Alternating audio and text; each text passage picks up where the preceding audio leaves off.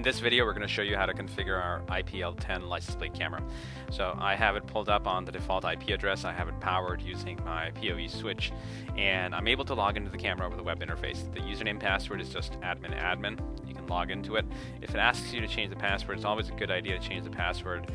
In my case, I did not do that, but make sure if you do change the password, you save it somewhere, write it down so you don't forget it, because resetting the password requires the camera to be sent back to the factory, which will end up costing the user. So I'm going to press cancel, log in, just admin, and here it's during daytime.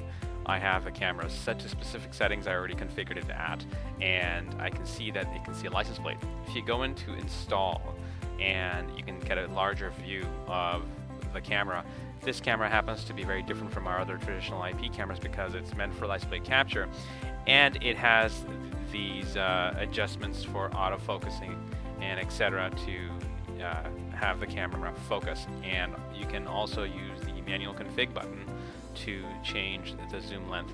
I have it zoomed in all the way. The camera is positioned about 70 feet away from the license plate, and this is what it looks like during the day. It gives me a good clear picture, but at nighttime what I wanted to show you was to understand that at nighttime license plate capture is a bit more difficult. Here's a picture of a plate taken at night with the same camera, and I can see it clearly. But the takeaway point from this is that if you have a moving vehicle, you can't have your license plate at night be this small. It should take up at least about 50% of the screen, so when the car is moving, the numbers are still visible. This car at night and at daytime here, they're both around 70 feet away from the camera. If this car was moving at nighttime, it would certainly get blurry being this small, and you want to make sure it takes up a lot more real estate in the field of view of the camera for you to get proper capture for prosecution. And you can see the zoom length was set all the way full, just as it is here as well during daytime.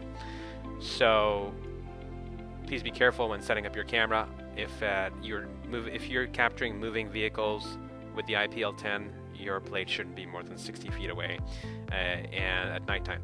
And if you're capturing stationary vehicles, they're going to come into a gate, stay there for about 10 seconds or so, then they could be up to 70 feet away from the camera. Configuring the camera requires a bit of trial and error, and I'm going to show you my setup the way I have done it. You're going to go into camera and then look at attributes and video. So for nighttime capture, IR light plays a role, and day and night mode.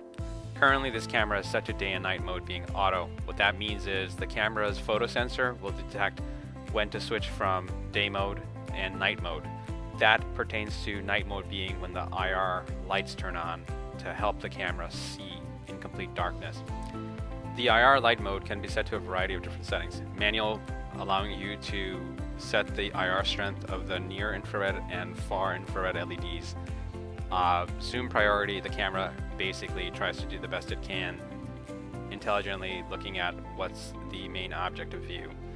And in this case, like here's the nighttime shot of it, and you can see that it kind of recognized that this is the license plate, and it tried to give the best. Again, this was taken at a stationary vehicle. Moving vehicles will be more blurry. And then the other setting is Smart IR. This is really for general surveillance, or you can even turn them off completely. If you have lights over the access point of the vehicle, then you certainly can turn the IR lights off and play around with the shutter rate. But in most situations, you're going to be using zoom priority. It basically adjusts the strength of the IR LEDs based on what the engineers have put in, based on how much you've zoomed in. The other configuration settings you'd be toggling to get the best picture you want is the shutter on this camera. So leave everything as it is. The only thing you should be playing around with is the shutter rate here under manual, and set it to a static shutter rate. Now this shutter rate will affect both day and nighttime video, and if you compare this to what I had at night, these are the same settings. So this camera was able to provide me a color video during the day and a black and white video with a good capture of the plate at nighttime at these settings 70 feet away. It's winter time where we filmed the camera, so your shutter rate may vary based on how much light you have outside. that's pretty much it. So I'm gonna just kind of show you if I increase the shutter rate, what happens. The picture becomes a bit darker, and you can play around with more settings to do that. But again, the way to properly configure a camera is first do it at nighttime. Set its settings based on what's going to work at nighttime. Leave it hanging out. Wait for the morning to come around 11 a.m., 10 a.m. When the sun's out, it's a bright sunny day. Go back, look at it, and make sure your picture isn't all bright, like you're being unable to see the plate or something. So it needs to be able to work in both nighttime and daytime. If it was really bright, you would see basically this completely wash out during the daytime. So just be careful about that. Remember, when you put up a camera for a license plate capture, you just can't expect it to work out of the box. You have to change its settings. That's the takeaway point from here. And the two settings you're really playing around with are the shutter rate here, and then the IR lights for nighttime. Hopefully you found this video useful. Thank you for watching.